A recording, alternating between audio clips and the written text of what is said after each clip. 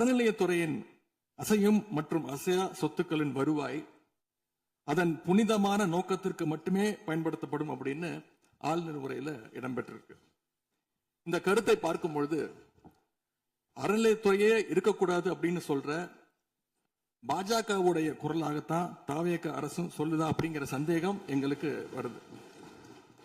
பாஜகவும் வலதுசாரிகளும் சொல்றது இதுதான், அறநிலையத்துறை பள்ளி கல்லூரிகளை நடத்தக்கூடாது, அறநிலையத்துறை பள்ளி கல்லூரிகள் நடத்தக்கூடாது அப்படின்னு சொல்லிட்டு இருக்கிறாங்க. இதுக்காக வழக்கும் தொடர்ந்து இருக்கிறாங்க. இந்த நிலைப்பாடு திருமண மண்டபங்கள் வணிக வளங்களோடு நிற்குமா, இல்ல கல்வி நிறுவனங்களுக்கும் இந்த கண்டிஷன்ஸ் அப்ளை செய்யப்படுமா? மாண்புமிகு அறநிலையத்துறை அமைச்சர்கள். மாண்புமிகு பேரவை தலைவர் அவர்களே, மாண்புமிகு தமிழ்நாடு முதல்வர் அவர்களே, அறநிலையத்துறையை பொறுத்த வரைக்கும் கோவில்களின் வருமானம் கோவில்களில் வரக்கூடிய பக்தர்களுக்காக செலவிடப்படும் என்பதை நம்முடைய ஆளுநர் உரையில் இடம்பெற்றிருந்ததுதான் அதோடைய சாராம்சம்.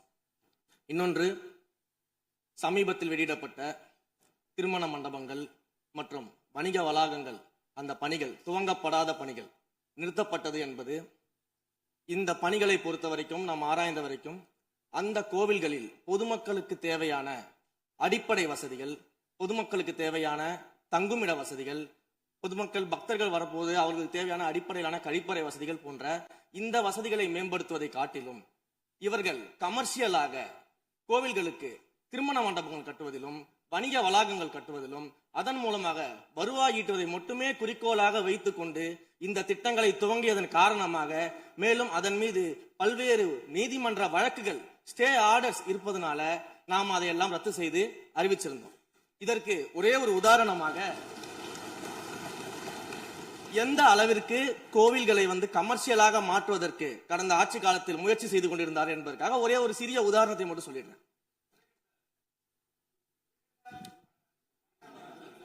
அருள்மிகு குன்னூரில் இருக்கக்கூடிய அருள்மிகு விநாயகர் திருக்கோயில், ஏறத்தாழ அந்த கோயில்கள் இருந்து கோயில் நிதியை பயன்படுத்தி 10 கோடி ரூபாய் மதிப்பில ஒரு மல்டி லெவல் கார் பார்க்கிங் வசதியை அந்த கோயிலுக்கு ஏற்படுத்துவதற்கான திட்டத்தை இந்த அரசு அனுமதித்திருக்கிறது. இதற்கு முன்னால் இருந்தக்கூடிய அமைச்சர் அவர்கள் அதை அறிவித்திருக்கிறாங்க. அந்த கோயில்ல ஒட்டுமொத்தமாக மாதத்திற்கு வரக்கூடிய பக்தர்களின் எண்ணிக்கையே 500 தான் ஆவரேஜா. அதே போல அந்த கோவில்களுக்கு அடிப்படையில கழிப்பறை வசதி கூட கிடையாது. இது மட்டும் இல்ல, குன்னூர் மற்றும் உதகையை சுற்றி இருக்கக்கூடிய அனைத்து பகுதிகளிலும் இருக்கக்கூடிய 50 கோவில்கள்ல பேசிக்கா இருக்கக்கூடிய டாய்லெட் ஃபெசிலிட்டிஸ் கூட அங்க இருக்கக்கூடிய கோயில்களுக்கு கிடையாது.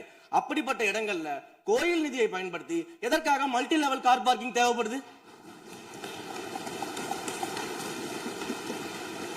அப்ப இது கமர்ஷியல் திட்டங்கள் இல்லையா?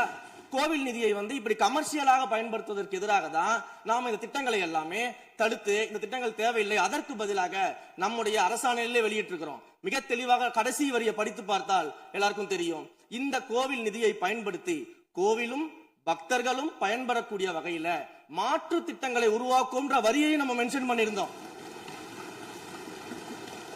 எந்த இடத்திலேயுமே மக்கள் பயன்படக்கூடிய கல்வி நிலையங்களையோ இல்ல இது போன்ற மருத்துவ வசதிகளையோ நாம செய்து தரமாட்டோம்னு சொல்லல.